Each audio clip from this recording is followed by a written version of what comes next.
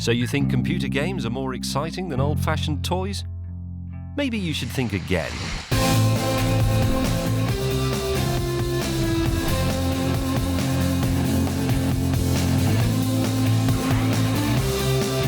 With the help of the great British public, it's time to liberate them from the toy cupboard, supersize them, and unleash their true potential.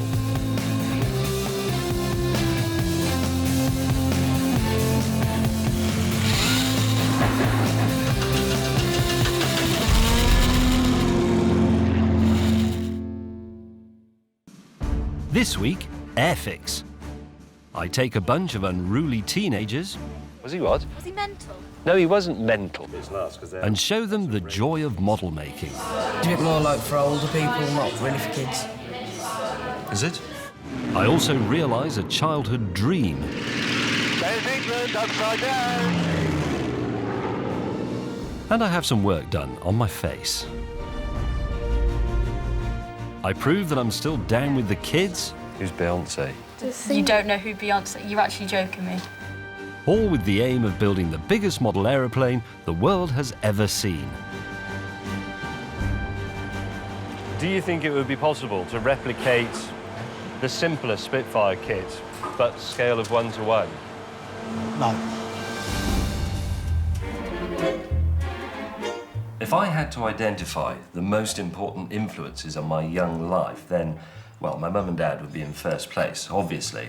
And then a few outstanding teachers. And there was a girl called Jane who developed quite quickly. But in fourth place, in all seriousness, would be Airfix.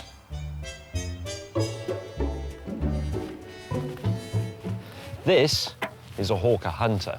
I know that without having to look at the plaque behind it. If you're my age, you probably know that as well, because you made the model. It was always very difficult to get near real aeroplanes, but by making models, you could have a whole air force from all over the world, and it all fitted on a tabletop. It was brilliant. You might think Airfix is just a cheap pastime designed to keep kids off the street and stop them knocking a policeman's helmet off with a catapult, but it's so much more than that. It was actually designed to be educational. I mean, look at the things you can't help learning about if you make models. Aviation, military history, automotive engineering, spaceflight, railway architecture and rolling stock, human anatomy, the Industrial Revolution, lives of the saints, and even, if you were a bit soft, blue tits. I think Airfix is good character-building stuff for young people. After all, look how well I turned out. But since the mid-80s, sales of plastic kits have plummeted, which is why GCSEs have to be made easier these days.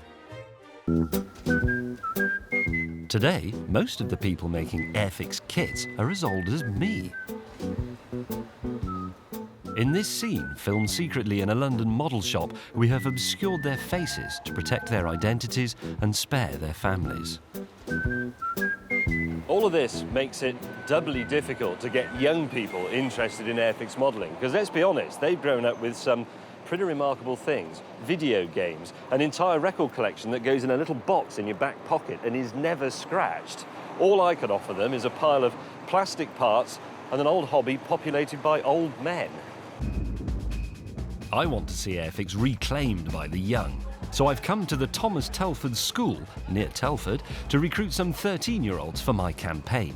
Airfix demands patience and the ability to sit still for more than 5 minutes. In my spare time, I'm more of a sporty person, doing taekwondo and cheerleading. Normally, when I get home, I would either go on the computer or play on the Xbox. I like to play hockey, I swim, and I sail at Chelmarsh Sailing Club. When I was 13, doing Airfix at school would have been almost as good as a day off because the boilers had broken. Things may have moved on. I've got a project which I want you to have a go at. It is an Airfix model. This is the very first Airfix model ever made, the first kit they did from 1952. It's the Golden Hind warship. When that model came out, people about your age and a bit younger went absolutely mad for it. They thought it was the best thing ever created, a ship you could actually build yourself, and they sold hundreds of thousands of them. The 13-year-olds went mad with excitement. And, as if I needed to, I offered them a further incentive to get stuck into Airfix. And if you do like it, I've got some other Airfix-related stunts and activities lined up that you can come and help me with. But only if you like it. If you turn out to be absolutely useless at it, I'll have to go to a school in Yorkshire or something. When I was a lad, Airfix was a joy, but a joy tempered with deep frustration. In this age of shallow fads and swift gratification, it seems that it still is. And that's good. What's happened? I just stuck it and now it's foul and now them come loose. Did you break that in a rage? Maybe. Maybe you did, didn't you? No. It's fun, it's just really frustrating. Keep gluing it, but it keeps falling apart. I think James was interested in this because it was the fashion and it was the only thing to do, and it was basically what all boys did. What don't you like about it?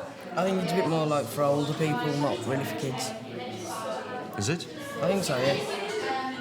What I'd forgotten in the last 40 years is that the Golden Hind is a pretty tricky little kit. Can't do it. This is really difficult now. And it's a bit of a boring old boat. I think my best chance of reaching the hearts and minds of today's young people through Airfix is to ask them to make the greatest, the most popular, the most iconic Airfix model of all time. And that is, of course, the Supermarine Spitfire. Here's one I made earlier. 1975, I think. But this won't be a normal Airfix kit. I've got something more inspirational in mind. Here's my plan. Eventually, I want my chosen young people to join together in making an Airfix Spitfire. Just one. And for that reason, the original Airfix Spitfire kit is not really good enough. I thought they should have something a bit bigger. And after a bit of thought, I've settled on an Airfix Spitfire kit at a scale of 1:1. Full size, as big as the real aeroplane, but made up from the same parts as the original kit.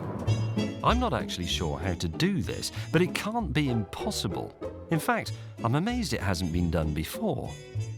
I decide to start at Airfix's HQ, now part of the Hornby Empire in Margate. Here, I intend to feign interest and then, when no one's looking, nick the plans for the original kit. But Trevor Snowden has worked for Airfix since I had glue on my face, and he easily sidetracks me onto a visit to Airfix's spare parts store. First thing we have here, of course, is the spares department, where if you lose the part, damage it, then we do in fact supply a replacement part. If you haven't got the part, you can't complete the model. And it's one of the things that Airfix pride themselves in, that we will replace them. This is like the Ark of the Covenant in kit form with comprehensive instructions. Walking through it is like shining a light into some neglected corner of childhood.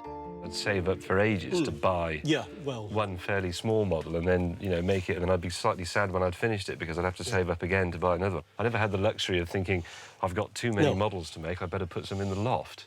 It's madness. But you must have some in the loft now. I do. Because when I got a bit older, people still bought them for me for my birthday, but I had discovered Beer and Ladies by then, so they ended up in the loft and they're still there.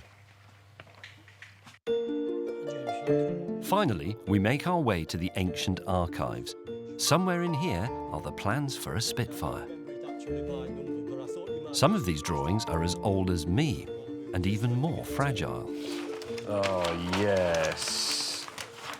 April 76, Mark 5. But it doesn't take much of a leap of the imagination to see that if you made these bits bigger, you'd have a kit, but that would give you a full-size Spitfire.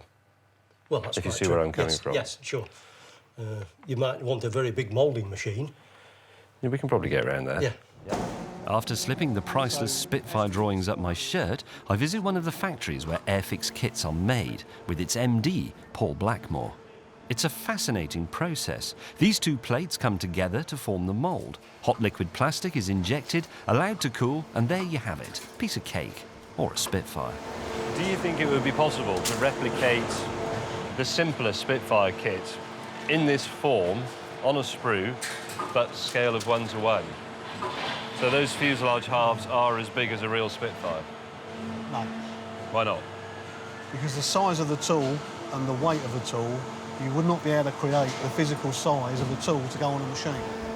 I thought he might say that. I have to find another way. That's why I borrowed the drawing.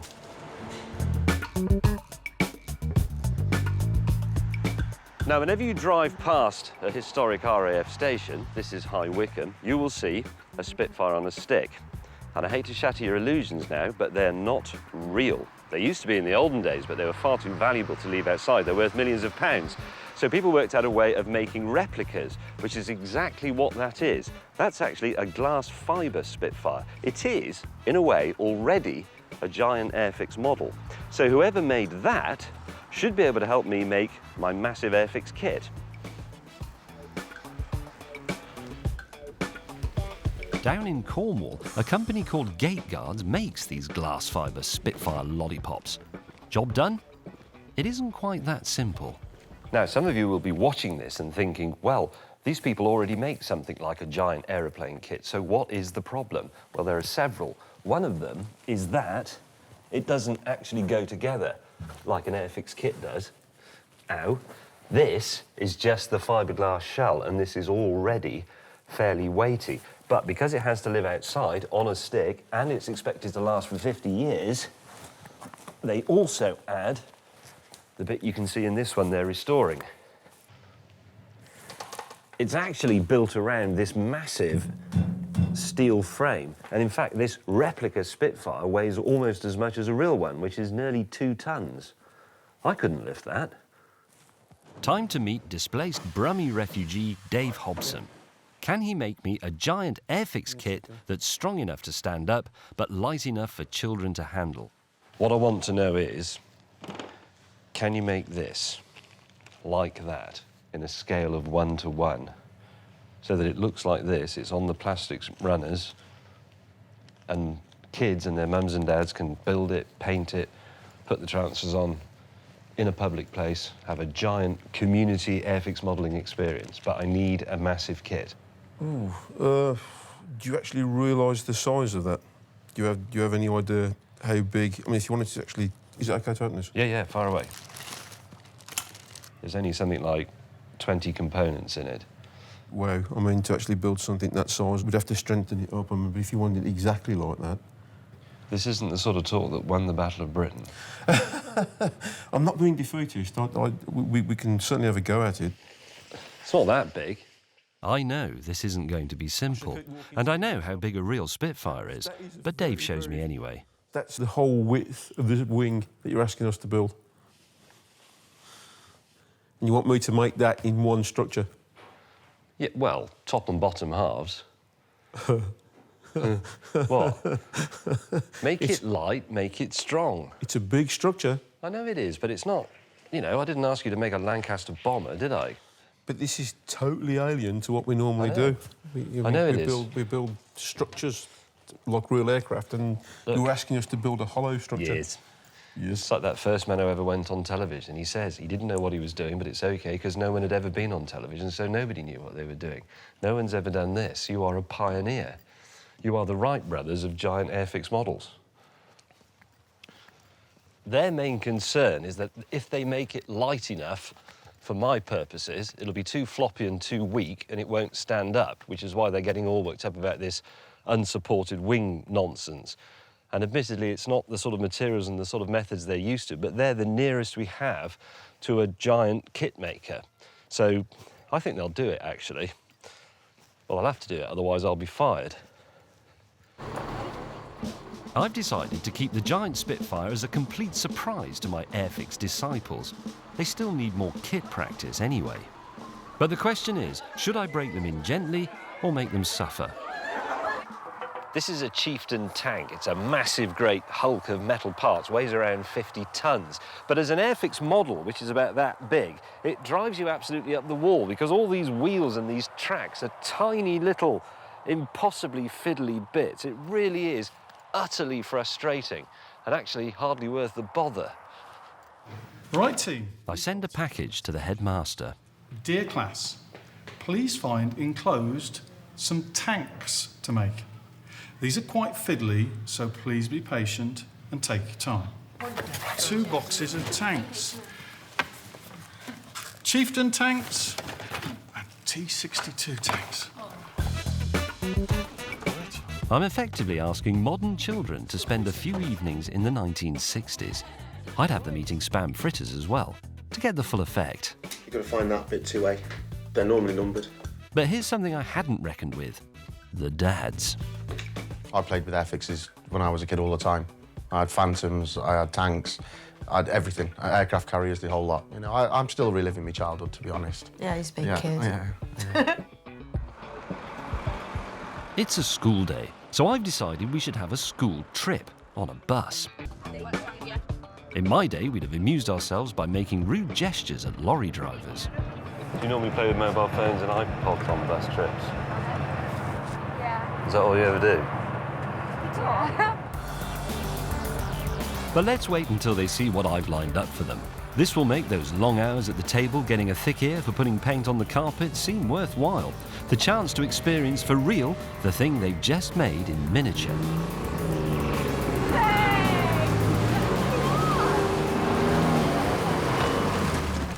Not only is this much better than the field day at the Sustainability Farming Project, it will help reveal the relevance of Airfix. Look, the whole point of making models when I was a kid is that they were supposed to be educational. The bloke who set up, or rather the bloke who ran the Airfix Models factory was a mad historian. He was absolutely obsessed with it and he thought everybody else should be. That's why he put on the instruction leaflets little bits of potted history of whatever you were making. It didn't matter if it was a tank or the model of the human skeleton or anything. You got the history, you got the story behind it. That way you learn stuff. That's what he wanted. So you must know something about tank. Was he what? Was he mental? No, he wasn't mental. I change tack and try a bribe instead. Tank driving with Major Nick. But even at 13, that part of a woman's brain that only thinks about shoes is already fully developed. Oh my God, I've got my shoes all muddy. Oh my God, that's so not good. They're not really tank driving shoes, are they? Don't know. If we get our wellies on. Yeah, in a minute. I don't want to It only goes down to your skin. Museum full of real tanks and you're worried about your shoes and your mobile phones. Pull yourselves together. I'll do anything to persuade this lot that tanks are cool and that making models of them must therefore be cool too. This next bit's from a low-priced DVD. OK. Right. Give it a bit more. That's my front right there. About right. Keep the power up. Plenty of power. Yeah, flat out. Go over it. Oh, yes. I love that noise. Keep going, keep going, keep going, keep going, keep going. And jump out there, I reckon. You'll be all right. Now, between you and me, viewers, I don't really approve of running over cars with tanks. It's a bit of a cheap stunt, to be honest. I've seen it hundreds of times, and it's not exactly sporting, is it? But 13-year-old kids seem to like smashing things up. So if that's what it takes to get them on side, so be it. But as impressive as some of this footage might be, it is now possible, using readily available technology, to produce something even better using the models. This is the idea. When I was about your age, we used to build these tanks all the time, and the thing we would have wanted to do more than anything in the world is make them into a small film. Okay, so we're going to do that with your tanks. It's going to be the Chieftain tanks versus the T62 tanks. Now we've got something we used to do when I was a kid, small amounts of gunpowder out of fireworks that you put in the tank that will make the odd one explode with some sparks, which we will film. Happy to blow your tanks up? Yeah. Mine. Who said no? You don't want to blow your tank up? Well, that's okay, yours can survive. I admire that. Anybody can blow things up. It takes skill to make something. I'm going to set it up on its tripod here. We'll get the shot lined up, and then you can start moving tanks and taking pictures. After just a few hours on one of the smallest action film sets in the world, a masterpiece is born. Right, rolling. I'm moving. Wow! That must have looked quite good. This is like Sam Peckinpah's Cross of Iron, only a bit jerky in places, but not quite as long. But it was done with a conventional stills camera and a simple computer program. The impressive bit is actually the model making.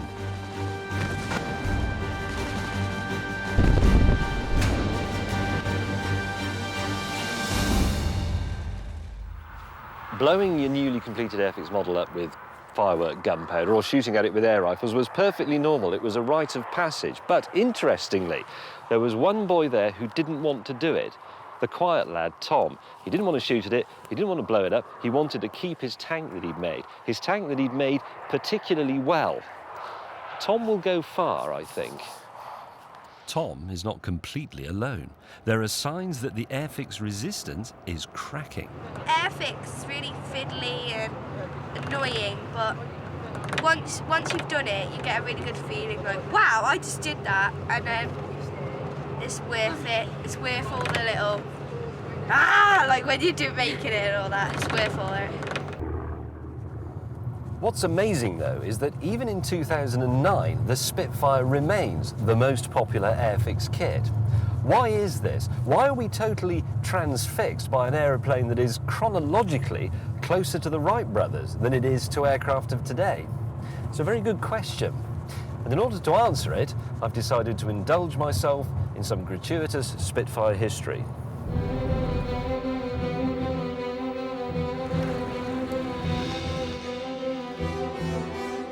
Carolyn Grace is the owner of this rare two-seater. She has flown and loved it for over 20 years. What is it about Spitfires in particular? I mean, of all the aeroplanes from that era, this one is, it just endures in a strange way. The Spitfire it fulfills all your senses. It sounds wonderful, it looks beautiful, and it is just superb to fly, and they knew that in the war. And I think because it's a British design, at its very best, I think it covers everything. Did you ever make an Airfix Spitfire? My son did. Did he make a good job of it? Richard did. Well, he never painted them, so he always ended up shooting them or burning them. Yes, we should point out that Carolyn's son looks after real aeroplanes these days, including mine, actually. I might find someone else. Time to get suited up. And as with all military clothing, one size is designed to fit no one. It's a bit short in the leg, but I'll take it.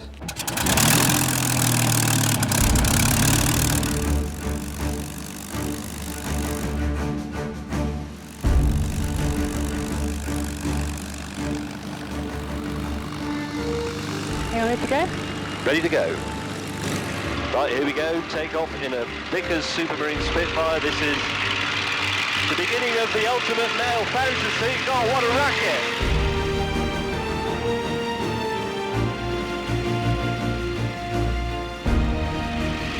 Flying. Nice. Really marvellous. Just have a look at this fantastic and immortal shape, everybody. But everything was this way for very good aerodynamic reasons. The slim fuselage is more streamlined, but it's strong. The elliptical wings, just have a look at them. They're absolutely fabulous. Here we go. Yeah.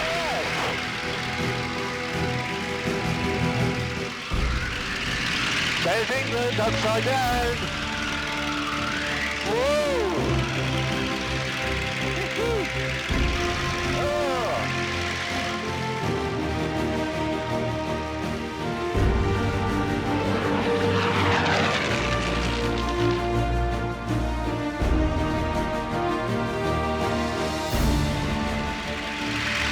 Feels like victory to me. Lovely. Carolyn then fulfills a lifelong ambition for me with the immortal words, "You have control." Red section, tally-ho. Taka, taka, taka, taka, taka, taka, taka, taka. Sorry, that's a bit childish, but I had to do it.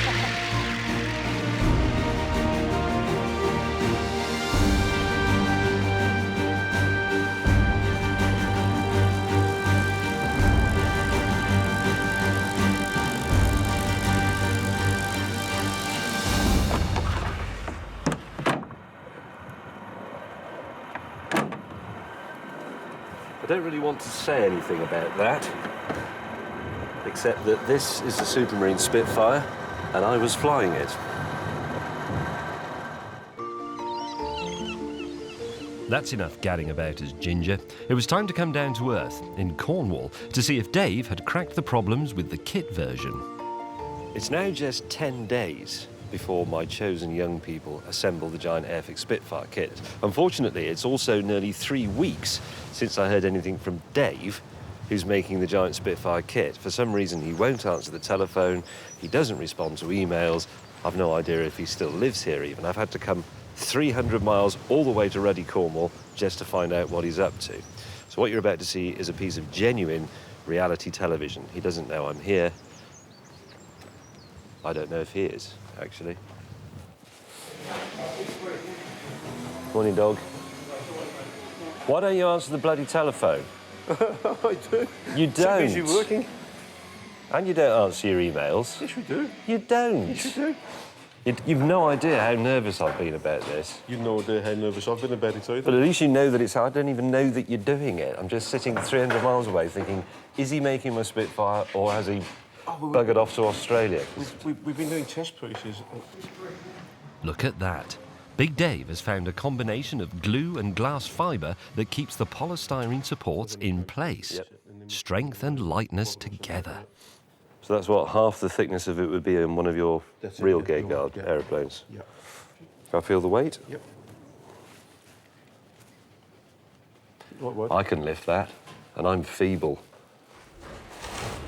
It's a result, and Dave and his team can now forge ahead. Although, we've yet to see if this technique is good enough for the big wing section.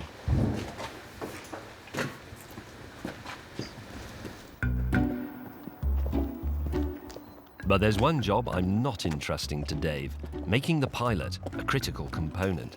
I'd like it to be a full-size likeness of me, and as the job involves laying hands on me, I've rejected the big brummie and instead I'm going to visit someone called Poppy in her Chessington studio, or shed. You've heard about this? Yes, we have been told. Airfix Spitfire. Right. And I need to be represented as the pilot, but I wanted to have my face. He's there. I've taken him off. He's tiny. He is tiny. So it needs to be in that position because he's holding the joystick and his feet go down into the cockpit to the rudder. Well, you've got quite a lot of hair, so we'll have to get rid of that first. You can't take it off. We won't be that mean. We'll use a bald cap. OK. So you can see what it feels like to have no hair, and then we'll start doing your face first, and then we'll work our way down the body. Right. So, are you including ready? the joystick. That might have to be not filmed. OK.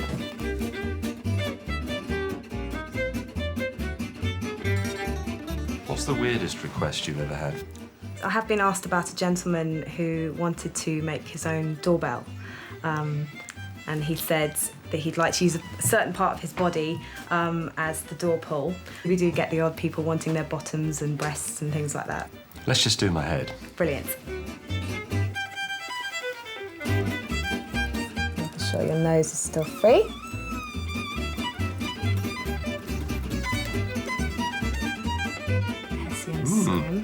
Okay. This takes 45 minutes to dry. And because I can't see, I don't realise that everyone else has gone for a pint. Hang on, it's very slightly stuck there. That's it, it's gone. Yeah. It's gone. Adjusting your eyes slightly. And there you have it. Wow. And that's the actual shape of my... That's pretty good, isn't it? Those are the bags under my eyes. They're captured for all time. Several hours later, my resin head is ready to be released from the mould and appropriately attired.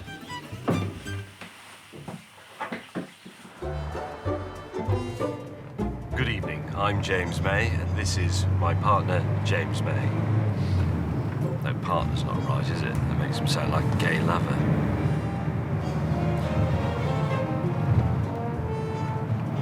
I'm not entirely sure about your eyes, you know, mate.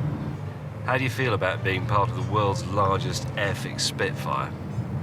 You do realise that once you're stuck inside that fuselage, you're going to be in there pretty much forever. Or at least until someone shoots at you with a giant air gun, or blows you up with the gunpowder from some giant bangers.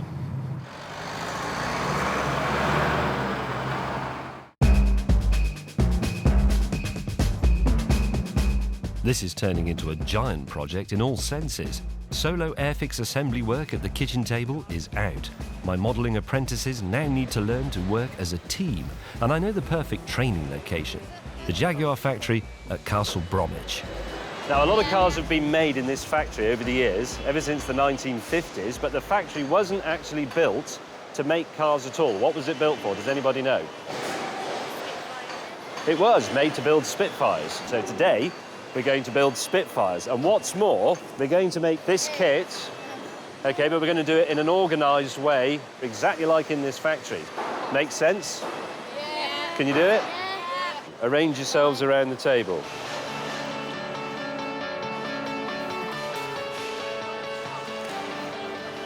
What I tried to do here was break the making of that Spitfire model down into very specific tasks, and then we'd be able to make consistent Spitfires very quickly.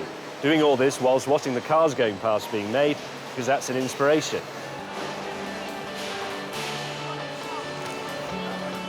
Do you prefer making them like this, or would you rather make them individually? This is more fun, isn't it?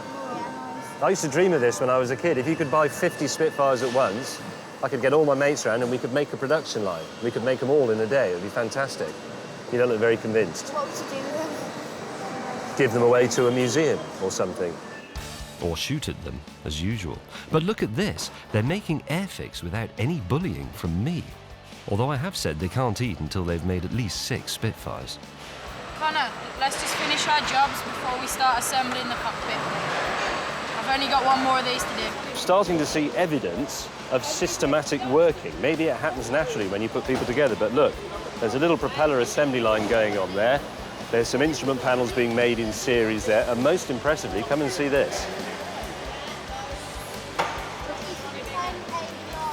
This man clearly has the right sort of mind for this. Look at that, he's ahead. Within 2 hours, Spitfires are rolling out of Castle Bromwich once more. It's a fantastic effort, because I said this was an easy kit. It's actually extremely tricky. It's got very difficult stuff inside the cockpit and the flaps under the wings, and they've done it excellently. I'm quite moved by it. I think they're ready. Well, they might be in the Midlands, but down in Cornwall, Dave is still not sure that the polystyrene bracing system will be good enough for the bigger bits. That's the bottom wing. Now, that across there is 34 foot. And with the wing tips on, which the tips on that side of the wing there, that then becomes 36 foot, because that's the wingspan of a Spitfire. But they wanted that in one piece. And then we tried the top wing on, exactly as the way it's cut out. And as soon as we did that and put the top wing on it, it went like that. And that's exactly what we said it would do. So I don't have any idea as if it's going to work tomorrow. And this what's taken 16 hours extra to do. Everybody's so tired now that we're on, we've passed adrenaline. We've gone past 48 hours of no sleep, while James is probably tucked up somewhere in bed, fast asleep.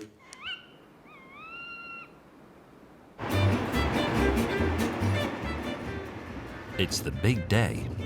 The giant kit has arrived at RAF Cosford. This is the other side. Yeah, if you just put that one bar across the middle, that's reminiscent of what the spar would probably look like anyway across the middle of the aircraft. Why don't I just stick it? Yeah, just do it like that. Before the builders arrive, I discover there's a rather pressing issue in the hangar. We have a small problem here already. This is the biggest part of the kit. You'll remember it's the bottom half of the wings. It comes in one piece. It is also the part around which the rest of the aeroplane will be built. Made the way we decided, with the thin fiberglass and the honeycomb, it's too floppy. So it has to be strengthened with some steel pieces. Which sort of means Dave was right all along. But we can edit that out. The Telford prodigies arrive, still oblivious of the enormity of the Airfix task that lies before them. Right, gather round, everybody. Happy? Yeah. Good. This is a very important day for me, personally, because we're going to do some Airfix. This is an ambition that I've harboured since I was about 5 or 6 years old. It's a long time. It is a long time. It's a previous century. And it's an opportunity for you lot to be a part of history. Yay! But only the history of Airfix. But that's pretty good. Cue the door, sir.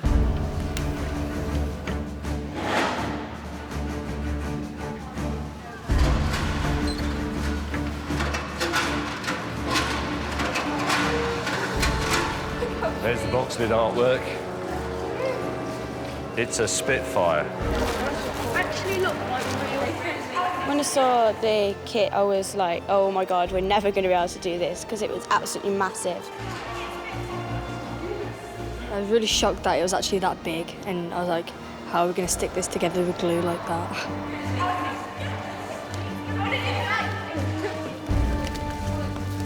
Whoa, it's like him. James. It's James. That's James. It's creepily lifelike. This is the biggest Airfix model in the world. There has never been one this big before. This is where you have to apply everything that we've learned about making Airfix models over the past few weeks. Still up for it? Yeah. Right, good. The first job is to remove all the pieces from the sprue. That's the frame holding them together, for those of you who don't know Airfix and are therefore incomplete. Ellie and Caitlin land the plummiest job in the hangar, painting me. That's one of the harnesses in it, so that's going to need to be black. Yeah, this will be yellow because it's the life jacket. Yeah, are they going to be black as well? Because they're little, like, toggle things. Yeah, toggles. But it's not long before we hit a problem. The steel reinforcements have, after all, made that big wing piece a bit weighty. Right, in order to lift that main bottom wing section up and turn it up the other way and put it on the trestles, we need more people, because that really is too heavy for you to lift. So if you all go and find one other person, there's Air Force cadets, there's a fat bloke from Birmingham over there. Some of you have got mums and dads and things here. Can you help us, please? Can you help us to lift the wings in there, please? Yeah, that's fine. To your duties, fall out. Well, I know, but as long as you know that. Luckily, my father has turned up to help. Only right, really, because this is all his fault. I have to confess I initiated him with a Spitfire. That was his first Airfix model. And we did it together. It was a gift for him to start with from the local newsagent shop, a little Airfix kit. And then he became a regular visitor to the local newsagents when he saved up enough money to buy the next kit and the next kit and so on.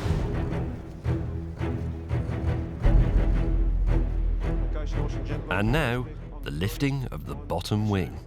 I feel a bit for the youths. They have an Airfix model to build, and not for the first time, dads have taken over. Keep going. Pull back gently. Right.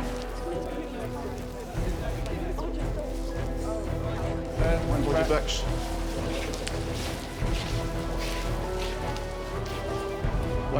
Should we try that? That's fine. That's fine. Happy? Success. The biggest piece is in position, and perhaps more surprisingly, still one piece. Now youth's exuberance can be added to the mix, gluing together the two halves of the fuselage. This is tricky when they're 5 inches long. These ones are almost 30 feet. Concentrate on the top edge and then get it up and get the bottom edge lined up. Afterwards, I think. Because the chances of getting both edges lined up with that floppy are nil, aren't they? Well, close to them, I think. Good thinking, Dad. Let's do that. That's my boy. I've told them 100 times not to use too much glue, but of course they don't listen. And I'm beginning to think they shouldn't. All right. Yes, boss.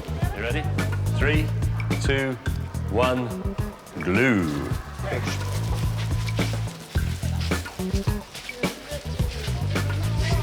Get out to me.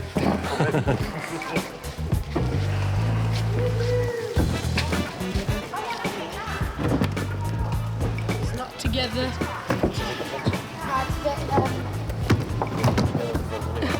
Superb. The fuselage is now one piece.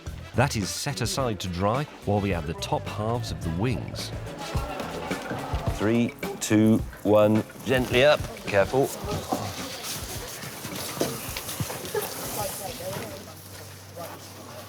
This way. Wow. That's fantastic.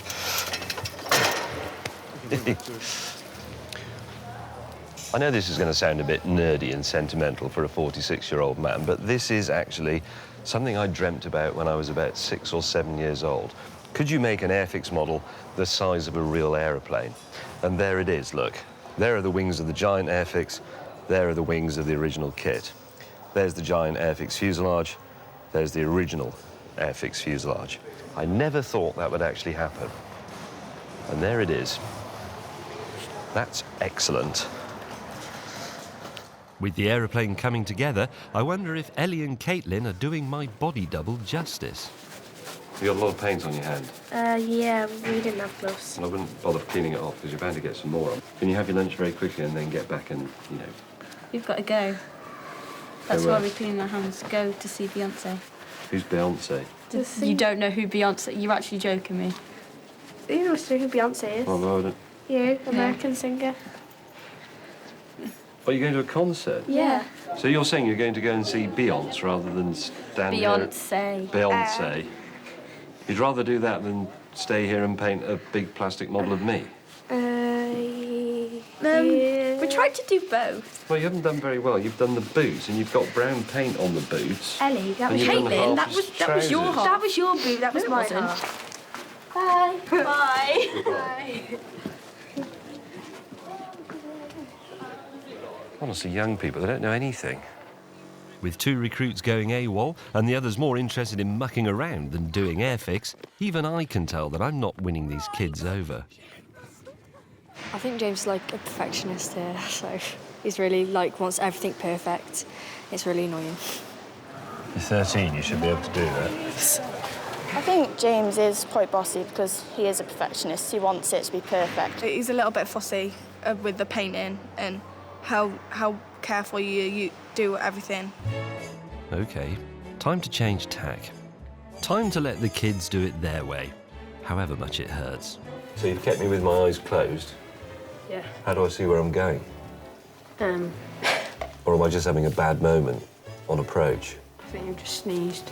Just sneezed, OK. I'm not convinced that he really wanted to let anybody else play with this other than himself. You've put a few hairs up my nose as well. Yeah. Try and make it as realistic as Right, possible. all right.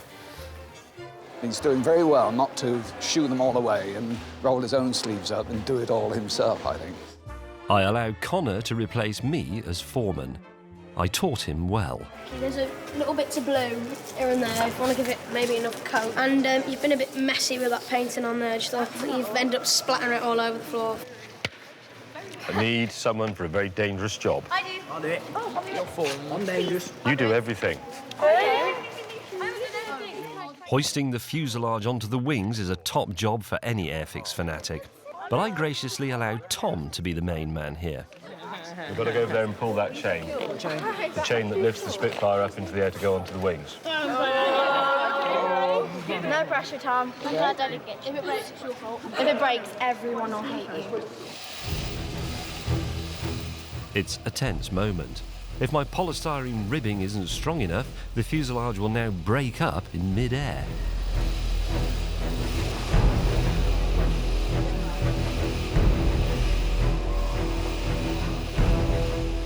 The fuselage takes the strain, but there is a small problem. It doesn't line up, does it? We didn't think carefully enough about where we positioned this before we started putting the fuselage on the things. We try some adjustments. Go. Hang on, whoa. Poles. But even then, we have to resort to a power saw. Seasoned Airfix modelers will know that you sometimes have to trim the parts very slightly in order to make them fit together properly. That's exactly what we're doing here. It looks like a huge amount being cut away, but that's only because it's a very huge model. The team is working excellently and efficiently together, largely because I've been made redundant. Extend the brown spot out by like a bit further. Make it the same shape though. Does that make sense? Yeah. Yeah. I think so. I begin to think that we, or they, might actually get this model finished, and that the young people might even enjoy it.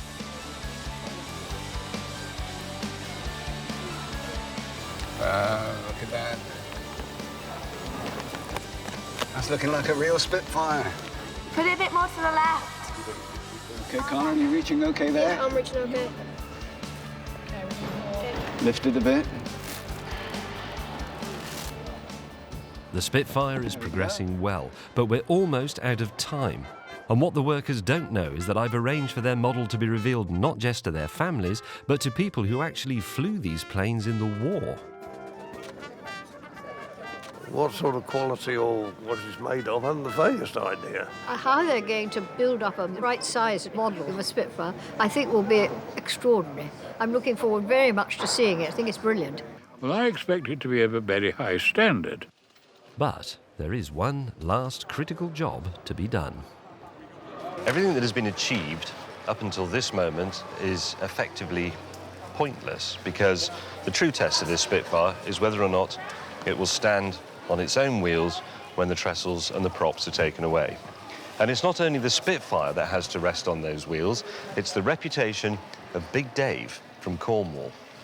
In the next 10 or 15 seconds, he could be a broken man. The wheels are put on, and the aeroplane must be winched down to see whether it will support itself or fall to pieces when the kit and legs take the full strain.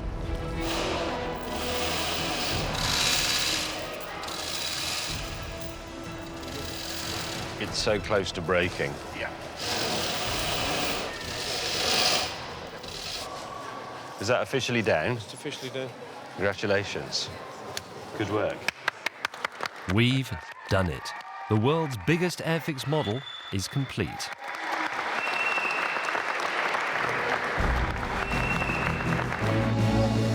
And our VIP guests have been waiting long enough. It's time to reveal it.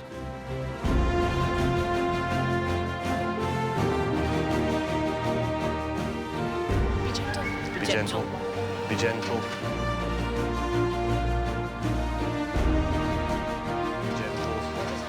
For the first time in more than 60 years, the hangar doors of RAF Cosford open to reveal a brand new Spitfire. But as ours is only a model, we're not sure it will make this next bit.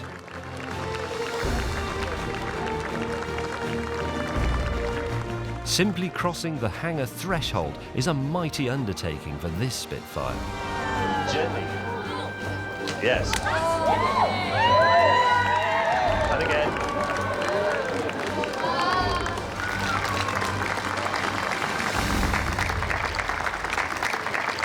A bit more. And stop. Bravo. Well done. Excellent work. God, that's made me feel quite emotional. Fantastic. I don't know what to say. I know you've done it already, ladies and gentlemen, but this lot built it and painted it, and we're very patient. Give them another round of applause, please. It's absolutely superb. Thank you, everyone. I didn't expect it to be that big, actually. I thought it'd be a little Airfix model. So, yeah, I was quite shocked. All that hard work, end result, brilliant. Absolutely brilliant. It was much better than I expected with all the smoke as well. It made us really proud, didn't it? See, being Paul Dad, it was fabulous, really good. Beside my dad, my mum has also come along for the unveiling. What do you think of that, then? I never doubted for a moment that you and the team would achieve what you set out to do.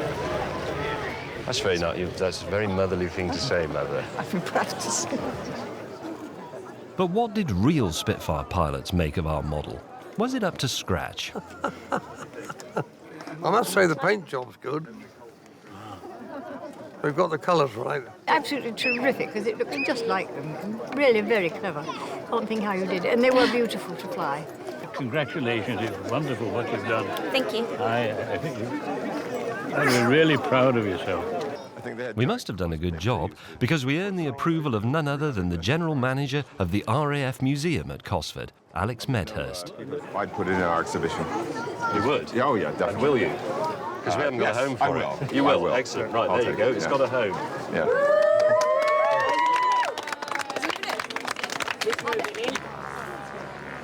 I've got a bit of a lump in the throat, I might have to go away.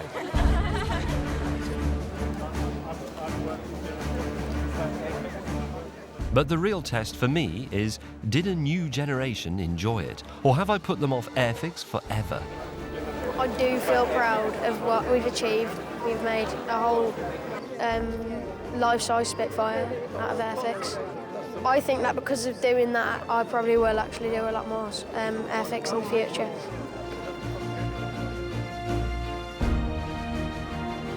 Yeah, there might be more Airfix in the future. Hopefully big ones.